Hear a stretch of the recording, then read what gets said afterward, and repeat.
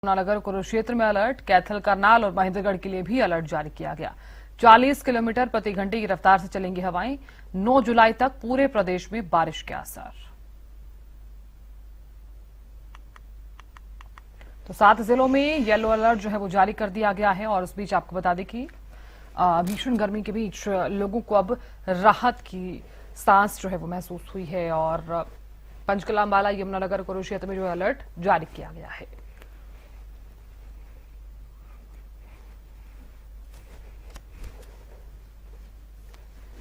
चलिए जानकारी ले लेते फिलहाल किस तरह का मौसम नजर आ रहा है। महेंद्रगढ़ से राजीव सुल्तानिया जुड़ गए हैं। राजीव, बदलते मौसम के बीच बरसात भी हो रही है, आंधी भी है और ये भी माना जा रहा है कि आने वाले दिनों में अच्छी खासी बरसात जो है वो हरियाणा में देखने को जरूर मिलने वाली है। आज का तापमान कितना बना हुआ है और आने वाले दिनों में कितनी बरसात और कितना फायदा लोगों को? जी बिल्कुल साधना जी, मैं आपको बताना चाहूंगा, मौसम विभाग ने आज प्रदेश के 7 जिलों में बरसात व आंधी का तूफान का जो अलर्ट है वो जारी किया है। ऐसे में 30 से 40 किलोमीटर प्रति घंटे की तेज रफ्तार से हवाएं चलेंगी। तो उसके साथ साथ मैं बताना चाहूंगा कि जो मानसून है वो पिछले 2-3 दिन से कमजोर पड़ने की वजह से बिल्कुल तापमान में बढ़ोतरी देखने को मिली है। क्योंकि जब 1 व 2 जुलाई को प्रदेश के कई जिलों में बरसात हुई थी तो तापमान में काफी गिरावट जो थी वो देखने को मिली थी। यानी कि महेंद्रगढ़ जिले की हम तापमान की बात करें तो महेंद्रगढ़ जिले का तापमान उस समय दिन का तापमान 32 डिग्री, वही रात्रि का जो पूरे प्रदेश में सबसे कम तापमान 19 डिग्री पर पहुंच गया था। लेकिन अभी पिछले 2-3 दिन से प्रदेश में बरसात नहीं होने की वजह से तापमान में फिर बढ़ोतरी देखने को मिल रही है। वही जो रात्रि का तापमान है वो 24 डिग्री पर पहुंच गया है, वही दिन का तापमान जो है वो 36 डिग्री पर पहुंच गया। तो ऐसे में भीषण गर्मी यानी कि हुम्मस भरी गर्मी को हम कह सकते हैं कि सामना लोगों को करना पड़ रहा है। लेकिन कहीं ना कहीं जो लू थी, लू से बिल्कुल लोगों को राहत मिली थी।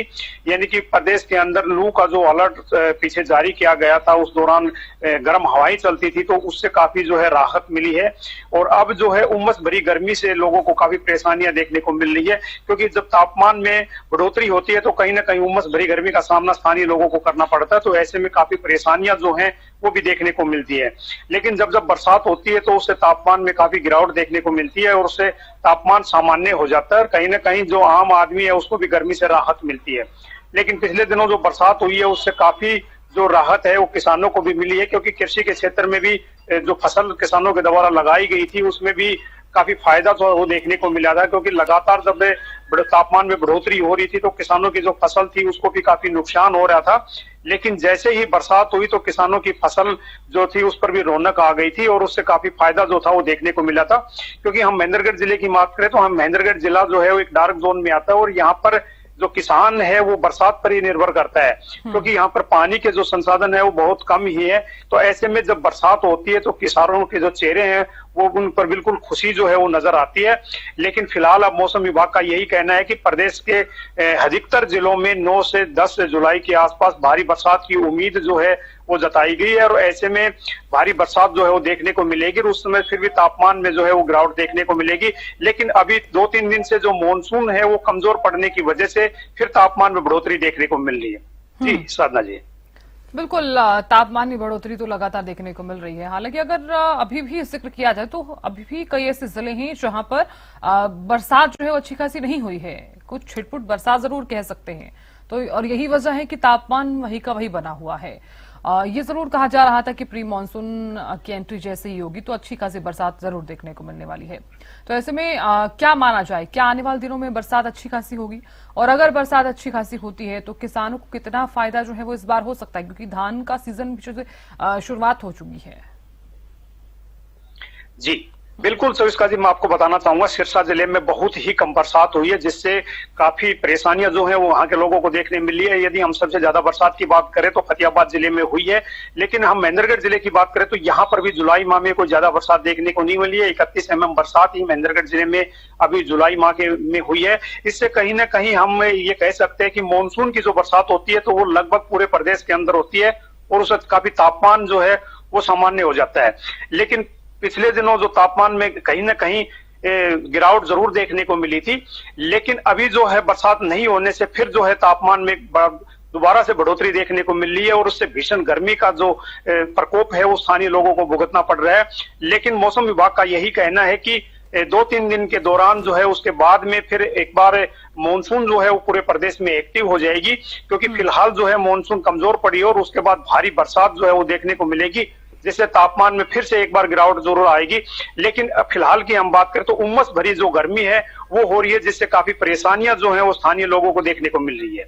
जी बिल्कुल राजीव, कहा जा सकता है, लेकिन जब जब भी बरसात आती है तब ये देखा जाता है कि लोग काफी ज्यादा परेशान भी नजर आते हैं। भले ही सरकार ने तमाम तरह के आदेश दे दिए गए हों, लेकिन जलभराव, जाम और साथ ही ड्रेनेज सिस्टम को लेकर जो है वो अक्सर हम देखते हैं कि कहीं कहीं पानी भर जाता है, कहीं कहीं पर जो गड्ढे हैं वहां पर लोग अपना अपना वाहन लेकर अपने घरों से बाहर तो निकल रहे हैं, लेकिन उन्हें नहीं पता होता कि कहां पर कितने गड्ढे हैं, क्योंकि बरसात इतनी ज्यादा है और घुटनों तक पानी भी हमें देखने को जरूर मिलता है। पिछली बार का भी अगर जिक्र किया जाए तो काफी बुरा हाल हमने प्रदेश में कई जगहों पर बहुत देखा है।